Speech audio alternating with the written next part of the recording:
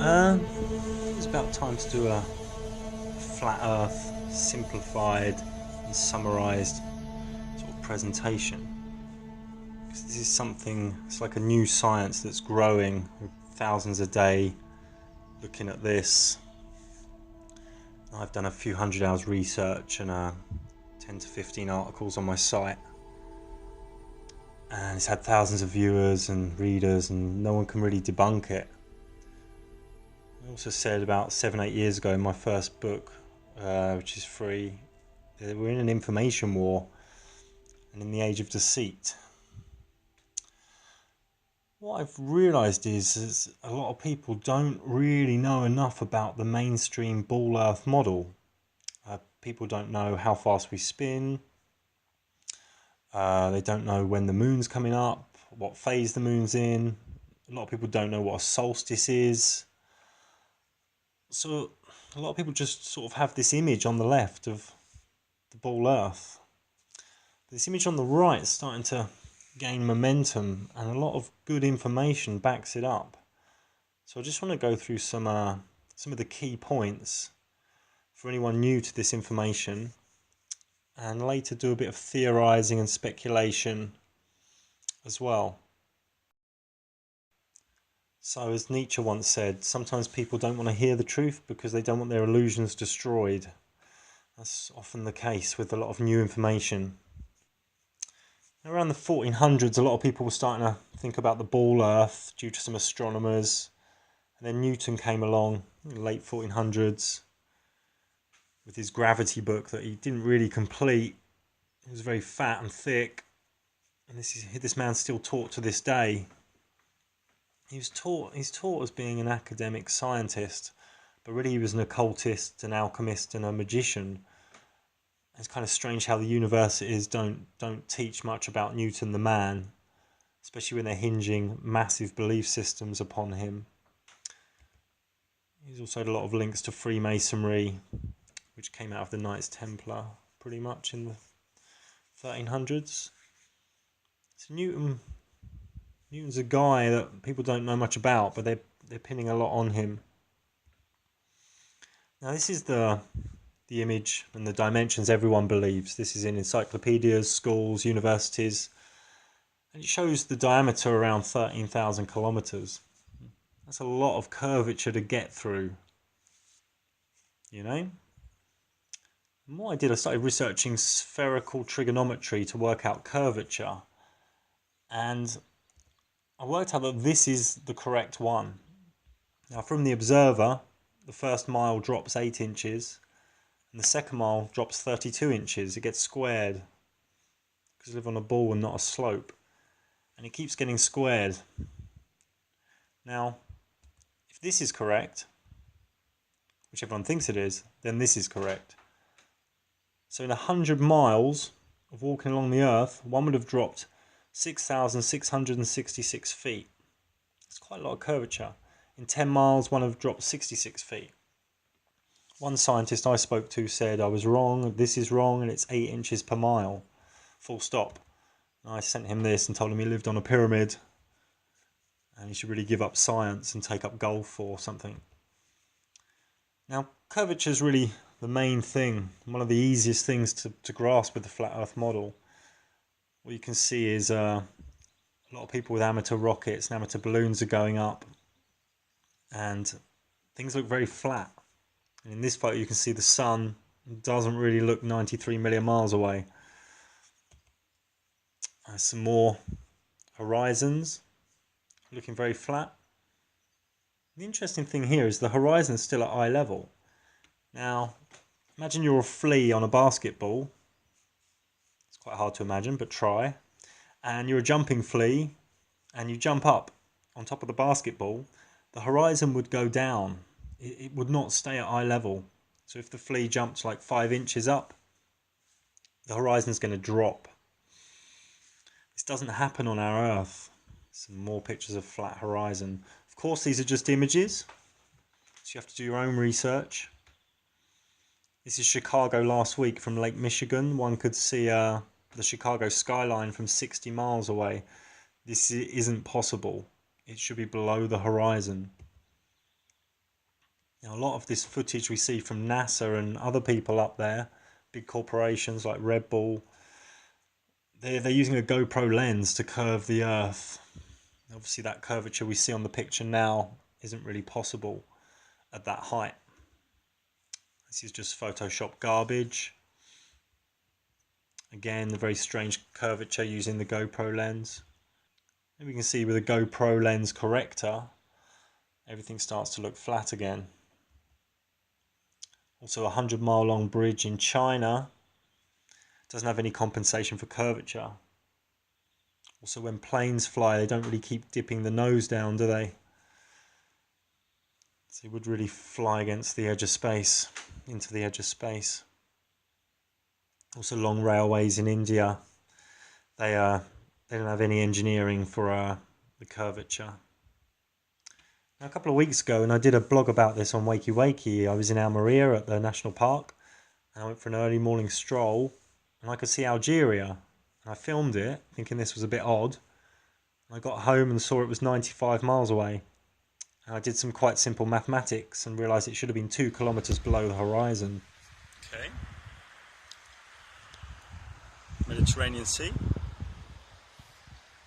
It's probably like 40 miles long, pretty flat. Little boat, hello boat. I don't know if you can see on the horizon, Morocco over there. My finger looks fat because I've zoomed. You can see Morocco. We're in like Almeria. So Morocco's around here, you can see it. We shouldn't be able to see it. Is the world visible?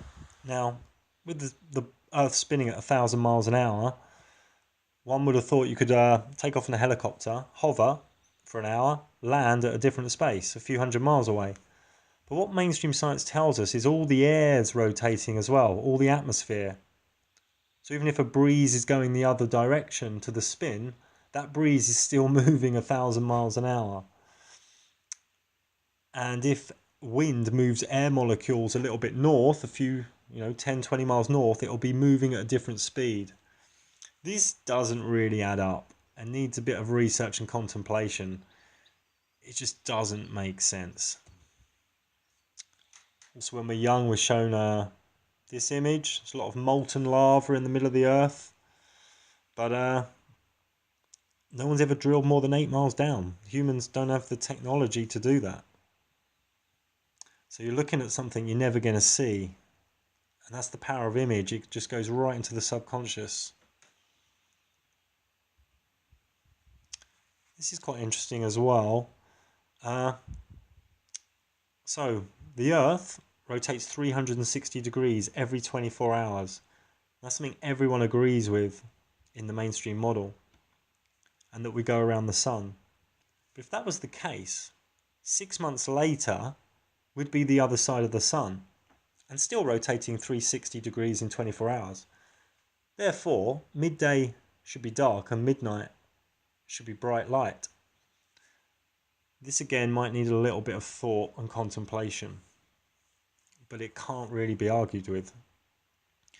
Let's have a little look into NASA. Now, they get 8 billion tax a year or so, and they're a government agency linked a lot to Freemasonry and Project Paperclip after World War II. I won't talk about the red serpent tongue there because I'm trying to stay away from too much conspiracy until later on in this. Now, NASA obviously you know the moon landings were a hoax. If you don't, then just click X and go and do something else with your day. I mean, you can see the moon's edge from 20 meters away. No stars.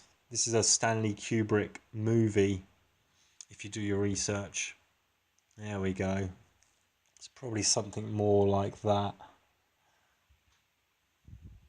And this is the image NASA give us. This is the image you see all over the place, encyclopedias, school walls, Google Images. And this image is from the 70s, from the Apollo missions. Now, there's no stars, no equatorial bulge, and there's no evidence of spin. It's quite a high technology camera that no one else has got to capture that shutter speed. There is one bit of spinning footage from NASA, a 12-hour time lapse, but it doesn't show the clouds moving, which is very odd because clouds don't stay still for 12 hours. So we haven't got any footage of the Earth spinning, even though there's the Hubble telescope, we're told, a space station and 20 to 30,000 satellites. Very strange. And no one can feel the spin. Well, we can feel earthquakes pretty well, but we can't feel the Earth spinning. Very, very odd. Here's a picture of the galaxy. Yeah, everyone believes that. And we live around the edge on the outer arm. You know, and not just a planet amongst another 100 million other planets like us, in billions of other galaxies like us. Middle of nowhere, random from a big bang. That's what we're told with these images. Here we are again. Obviously no camera's ever been out that far. Here we go, there's a nebula quasar thing going on. Everyone believes that. This is quite interesting that we can see planes around here, around this area, this amount of altitude. They look quite small in the sky, but people believe they can see satellites the size of a car higher than the top of this picture, higher than 140 kilometers, because many satellites are said to be 200-300 miles up. So I don't know what sort of Superman eyes people have got. They've got some transhumanist eye implants. Also, things that they say things go into space. I personally don't believe anything's been in space. And I don't even believe space exists. But there's a high temperature, 70, 80 degrees around here, around 87 miles up. And no one's really explained how things are getting out of that heat. Here's the shuttle. Again, some crazy curvature. It's warped the picture so much that this lid's got a little bit warped. This is a funny one. This is the shuttle docking with the space station. Both going 64,000 miles an hour around the sun and 3,000 miles around the Earth. When I spoke to a scientist, he said this was due to clever thrusters. I said, surely a vacuum, the vacuum of space, would suck out all the fuel where there's an opening, where the thrusters are. And he got a bit upset because it was his life definition to be a scientist. We can also talk about spacewalks, can't we? Why would they put all the cables on the outside? Why would all these things need fixing? And how if you study spacewalks, you're really looking at underwater footage. You see a lot of bubbles in the helmets of a lot of spacewalks. And NASA actually use a training swimming pool. These are the satellites, 20, 30,000. None of them hit each other. None of them hit the space station. And none of them take any photos of the Earth. Unless you believe the weather after the news. Okay, here's a satellite, yeah, with its ray gun. That's real. If you go on Google Images, look at satellites, you're just going to find loads of Photoshop. I mean, who took that photo?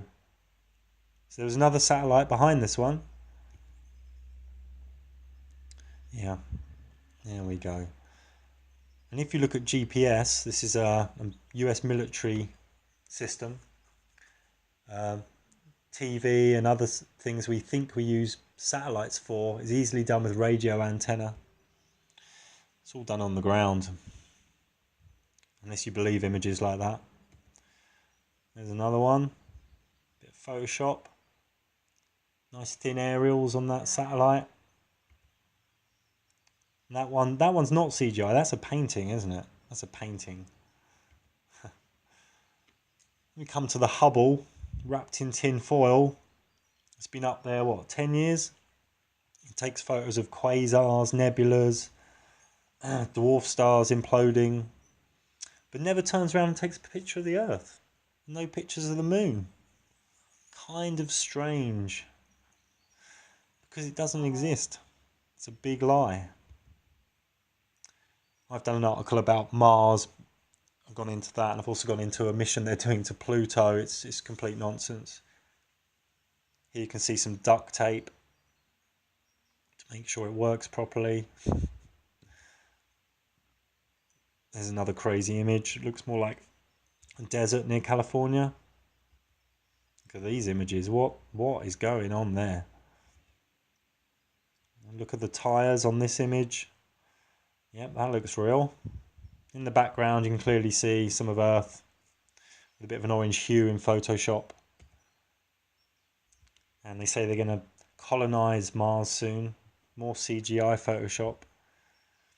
This is interesting. There's a great movie online called, I think it's called Mars Curiosity Rover and the $1 Billion Video. And it shows this press conference, especially this guy, Adam Sheltzer or something. I mean, you've got to watch this video. This guy's an actor. They're all actors, but this guy, this is something else. Seriously, is that not cool or what? Woo!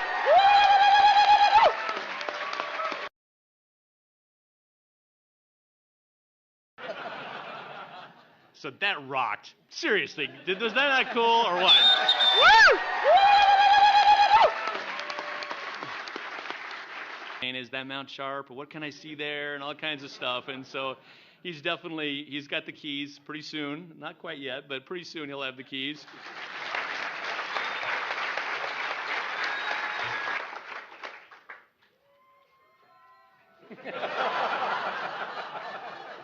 Say something profound. I am terribly humbled by this experience. I forever, secretly, have felt that I do not deserve to be in the position of leading the team that I lead, because they are certainly in sum and largely by count of individual more capable than I. Soup to nuts. And I think that this nation is a truly great representation of a corner or a piece of humanity that reaches out and explores and conquers and engineers. We are kind of tool makers, agriculturalists, pioneers, and that's reflected in the activities and actions and results of tonight.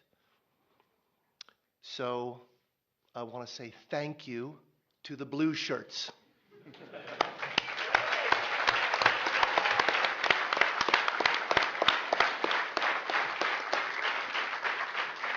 Certainly this beautiful theater of tonight, the drama of us all being able to experience it together, unrivaled in the experience for all of us. And with that, really, I have nothing more to say. That picture says it all for me.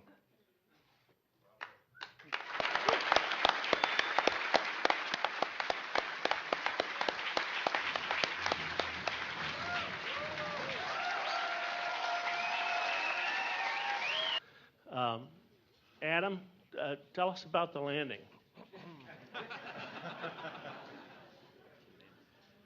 All right, Greg. I can't tell you too much about it. I mean, it looks good. I'm being a little flip. In short, it looked extremely clean. We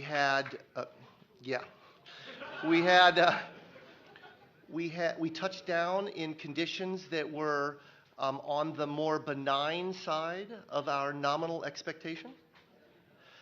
By the way, I want to preface everything. This is preliminary data scooped with the sieve in the cacophony of the control room during the celebration, right? And largely by my good friend Miguel San Martin, who's somewhere out there, I hope.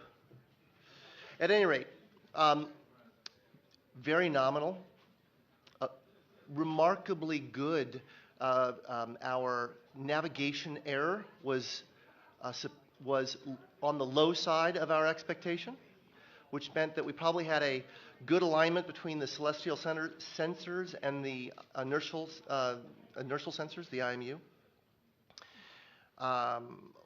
Our powered flight appears to have been excellent. If my good friend Ben Toma is in the House. This whole press conference is a big key to exposing NASA.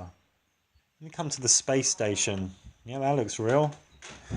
Where there's no showers, no ability to do laundry, people's bones are deteriorating, the muscles are deteriorating, you're in a tin can with your life on the edge, but everyone's really happy. I mean, they play the guitar up there, when you do a live link up to the space station, they're like eating jelly babies and playing with zero G, which is all really done in a NASA aeroplane at high altitude, piloted a certain way to create the odd half a minute of zero G.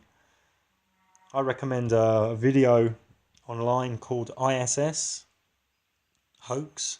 The International Space Station does not exist. There we go, look at that. Ethical with the solar panels. Yeah, but keeps needing fuel to be taken up to it. Now, if you look at it through a telescope, all you're going to see is this. It flickers a lot as well and warps a little bit. It's very odd. What this is probably is a high altitude drone with a big plasma screen or a hologram. And this technology exists. Here's a astronaut with the funny shape of the Earth around her arm. Apparently we live on an octagon. And these images are just nonsense. So there's another key as well to the flat Earth. I mean, people believe the Pacific Ocean's a big ball, a big curve of water. Water never ever curves. It always finds its lowest and horizontal point.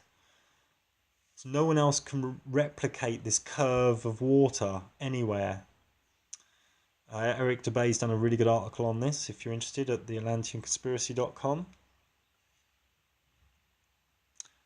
What's happening now is people are worshipping science, especially like males. They're like, oh, I'm clever, I know some numbers, and I can repeat science, and I get science updates on my tablet, blah, blah, blah.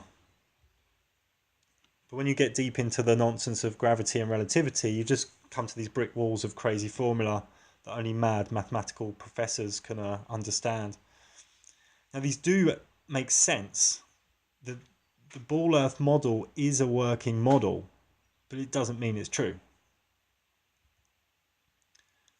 Children today are getting conditioned early with all these space books. My first book of space travel, Kids in Space, Space Cop Zach. It's kind of sad. They even get the Evolving Darwin playset,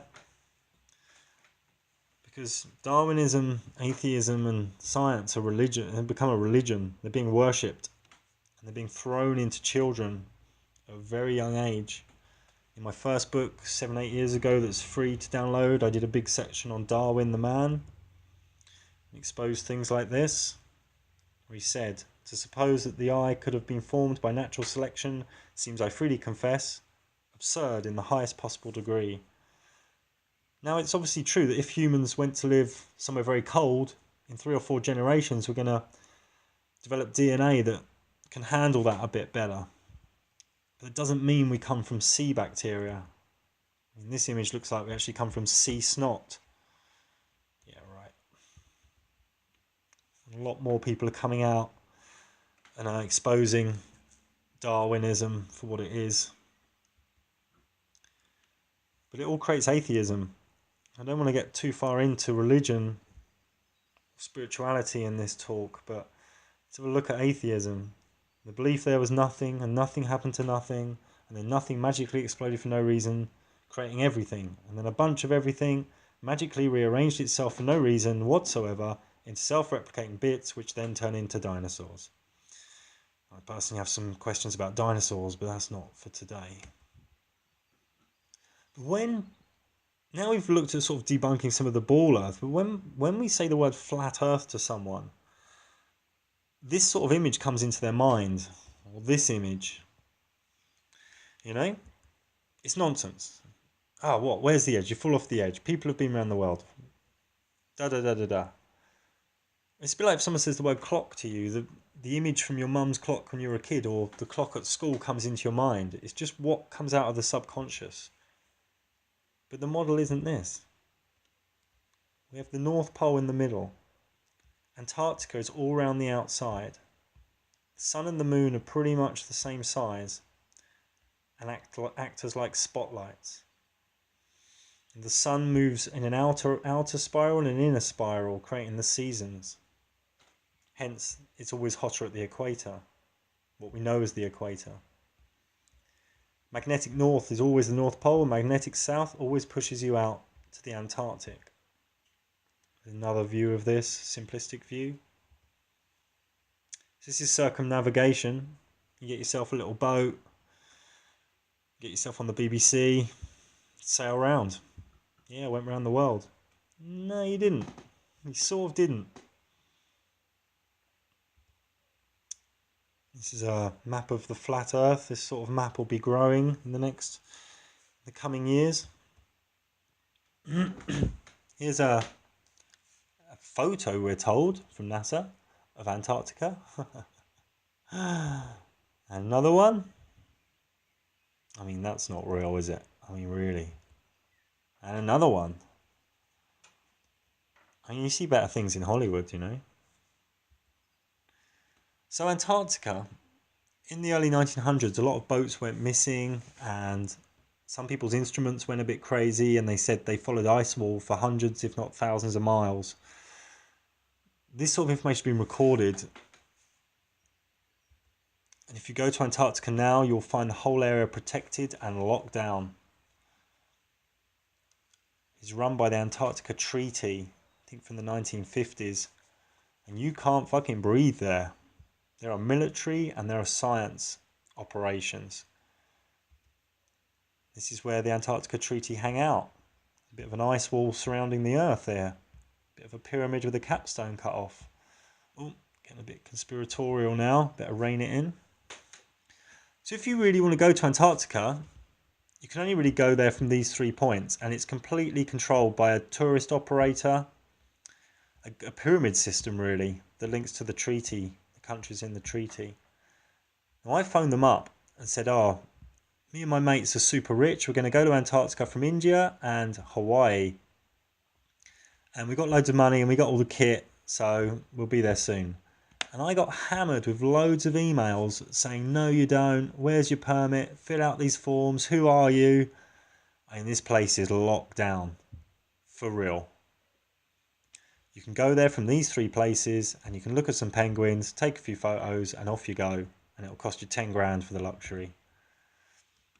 So, you want to fly from Australia to Africa or South America? You'd fly these routes, wouldn't you, on a ball Earth? These routes don't exist. They say because Antarctica's too cold. But you can fly over Canada, Sweden, Siberia. But you can't do these flights because it's not possible. So then you'd think, okay, maybe you can do these flights. These aren't possible either. If you go on the flight sites, you will see these sort of flights you want going through Asia, Dubai, LA, and you end up with flights more like this, that are the shortest way on a flat Earth. But in these flight listings, there are hoax flights. They'll say, oh, direct, South America to South Africa, hugging Antarctica. But you go and try and book it and get back to me. Oh, all the seats are full. This is another key. This is Polaris, the North Star. And with time-lapse photography, you can see that, well, people think the Earth's spinning, but really, in the flat Earth model, it's the stars spinning around a stationary Earth. Now, if we were on a ball Earth going around the sun, 6 months later, we'd be millions and millions of miles away. But you can still take the same photo.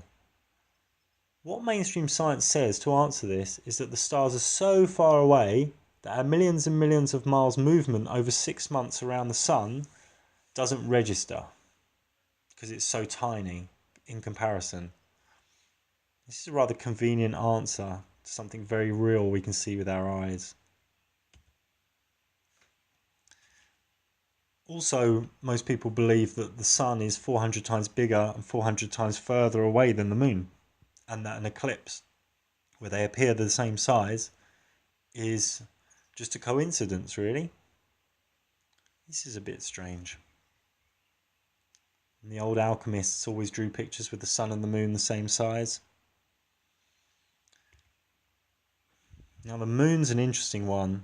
I'll try and cover a little bit quickly. The moon does its phases no matter what the earth and the sun are doing. It doesn't care. It doesn't care for where the earth is or where the sun is. The moon does its phases. Also, you could be in any part of the world or another part of the world, it will be new moon or full moon. It does what it does. The moon is self-illuminating. It is not reflecting light from the sun. Sunlight is gold, warm, dry, preserving, and decreases combustion in a bonfire. The moon is silver, cool, damp, putrefying, and increases combustion in a bonfire. Animals and plants react very differently to moonlight and sunlight. But the moon is a big study. I'll just leave that there.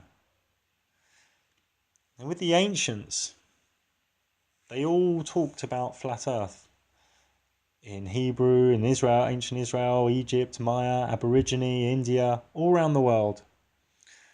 And that's a picture from Egypt of a very ancient goddess, Nuit, from maybe 8,000 BC. We can pick her up. This is Norse mythology. Hinduism. This is Genesis. This calls this the firmament in the Bible in Genesis, but in the Hebrew version it actually says the word dome or ceiling. Quite interesting. This is sort of biblical stroke Quranic. This is Buddhism, where it talks of Mount Meru. I've recently done an article on Wakey Wakey about this. You'll find Mount Meru in many different places around the East in ancient text. It talks about a mountain in the middle, going up to the spiritual realms, and rings of mountains and ocean, and 4 continents. This is the same picture again, the celestial worlds, Mount Meru, a flat disk with 4 continents, with rings of mountain and ocean. This is Japanese Buddhism. You'll find this sort of meme in Japanese, Chinese, Thai Buddhism. And Buddha actually said the world was flat in one of the sutras, but modern Buddhism has actually changed that and disregarded it. So the ball earth is looking a bit lame. It's like it's going to get punctured soon. No one's ever seen it from that point of view. How do you know? But then people say, well, I don't really care if it's flat or round. It doesn't affect me. I've heard this a lot. But it changes a lot. Atheism will crumble. Respect for the education system and governments will crumble. Taxpayers will revolt. And if you're the centre of everything, and all the celestial worlds are going around humans on this beautiful piece of nature, things become a bit more amplified. People become a bit more careful about their lives. Their self-worth will change. If you're new to this flat earth theory, the flat earth model, then it's probably better just to click off, because I'm going to go into a little bit of theory, symbolism and speculation, which I want to make clear. I'm theorizing and I'm speculating. And this is really a place for people who are already on board with the flat earth and are looking into the edges of this model and different theories. Because if we can't trust the governments, the banks, the education system, or the books on the shelves at the library, then everything's up for grabs. This is the globalists map. The UN, the ultimate globalists, are using a flat earth map. Very interesting. This is the Truman Show, a movie where a guy works it out and gets to the edge. He's living a boring life, sort of with a housewife, job, and he sort of works it out and gets to the edge. This is Game of Thrones, very popular. The big ice wall that they guard, and some people went through and found another world. This is one of my personal favourite films, Dark City. It was around the same time as The Matrix, but didn't gain as much popularity. This shows a guy who works it out and finds the edge of a flat Earth, a flat city. This is a picture Google did on Earth Day. These are the Illuminati cards talking about flat earthers know something, and a movie set for NASA. It's interesting. At 9/11, where they, the people we know in America and Israel, they knocked down the Twin Towers. At the subway now, what they call Ground Zero, is this picture. An eye in the middle of a flat earth. It looks like this. Why would that be there? I'll look a little bit into, this is Tibetan law, going back to the Buddhists really. This again looks at the 4 continents. But what it has is 3 bits of land in each continent. And a lot of these ancient texts say we only live in the southern continent. This is another view where these ancient Buddhist texts say we live in Jambudvipa.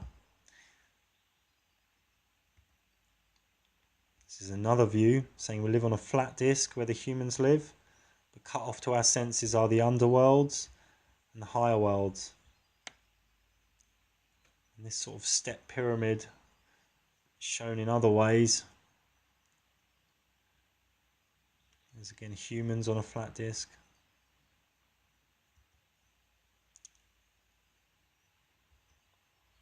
And step pyramids are seen all around the world.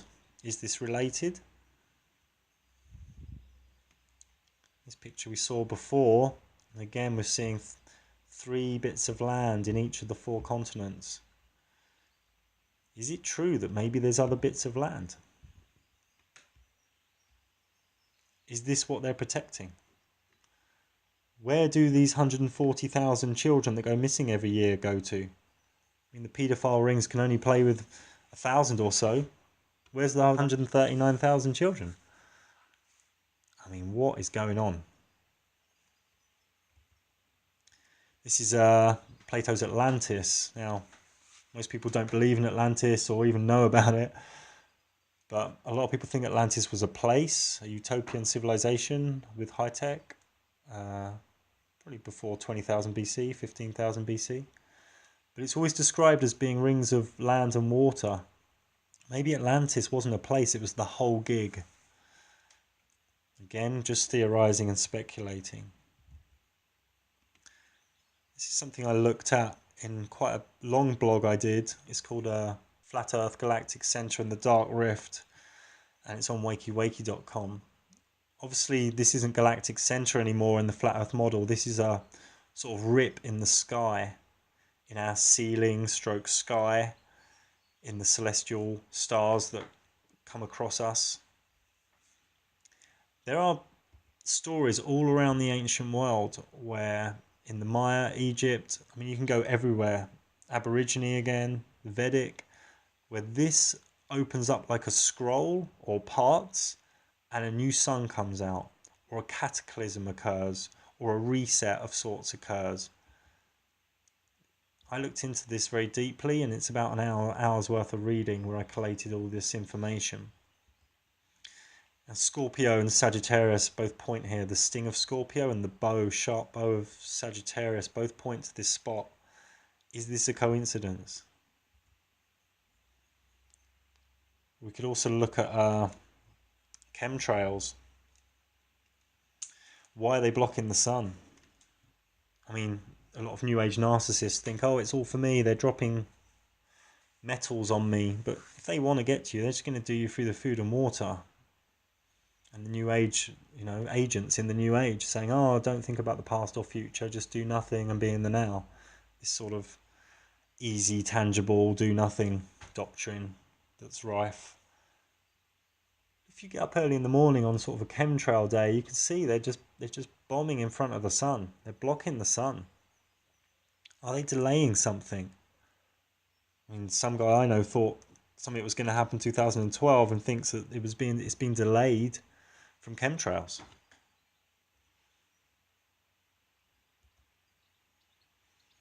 This is our moon as well. Now, maybe this is an old malfunctioning sun. It goes the same speed as the sun nearly. It's around the same size. It's a near identical path in the sky. If you read manuscripts 3.5 or look at Jain cosmology, it starts to carry some weight, and it's something I'm going to be looking into as a part of my theory list.